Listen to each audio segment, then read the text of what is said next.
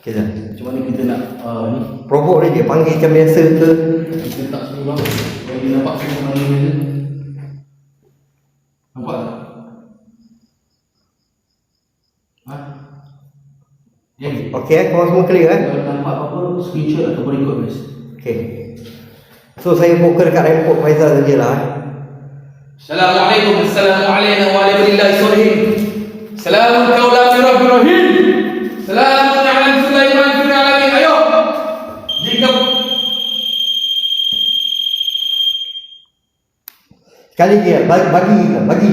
jika kalian mampu, ayo menyalakan sensor yang ada di lokasi ini. Ayo. Dan berbunyikan. Apa bang? Saya mudah-mudah Report. report. Jangan komen report je.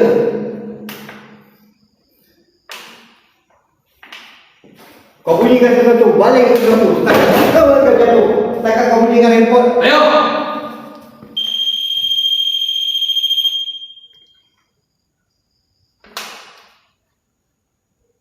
Bunyikan lagi.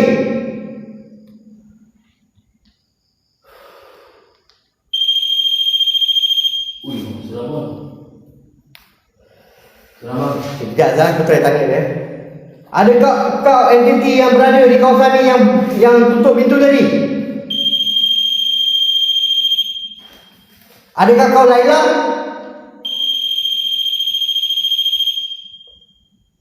Bang. Bukan enak.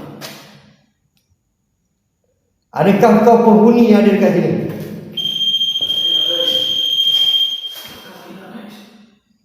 Oi, lampu nyala. La ilaha illallah. Ai Allah. Aduh, ya Allah. Lampu menyala weh. Kalau betul engkau antara satu dan dua, antara benar dan tidak, antara batil dan bukan batil, nyalakan lagi sekali report.